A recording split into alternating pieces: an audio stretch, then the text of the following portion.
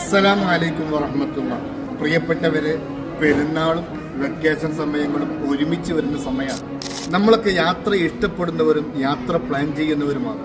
ഫാമിലിയായിട്ടും ബാച്ചിലറായിട്ടും എന്നും ജീവിതത്തിൽ ഓർത്തെടുക്കുന്ന, ജീവിതത്തിൽ ഒരിക്കലും മറക്കാൻ പറ്റാത്തൊരു യാത്ര നിങ്ങൾ ആഗ്രഹിക്കുന്നു.